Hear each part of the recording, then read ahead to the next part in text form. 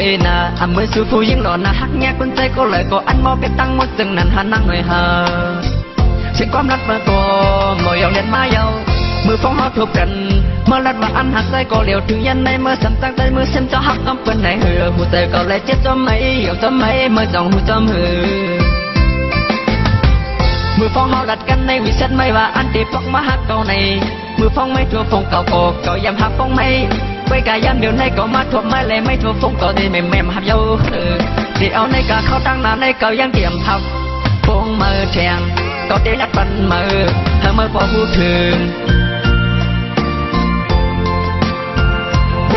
hãy xin lên xứ có yêu chúng có yêu không nhau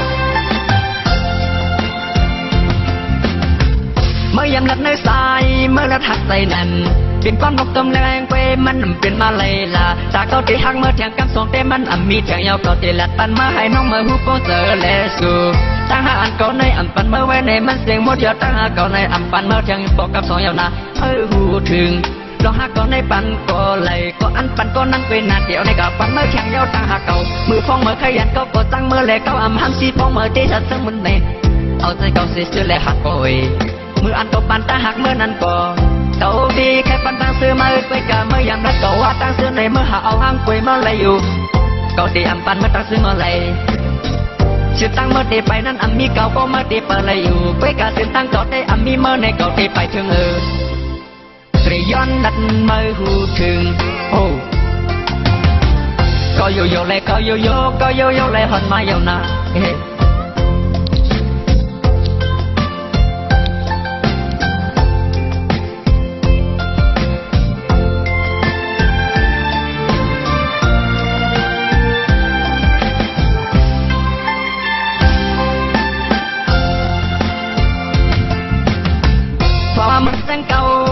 mi mơ cô liều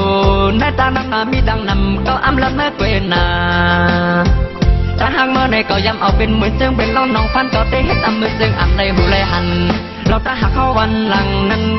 nhà hao mơ mi thường cam song la cậu tê doan su bản nơi chặt na hao ya hao cướpกันthang la su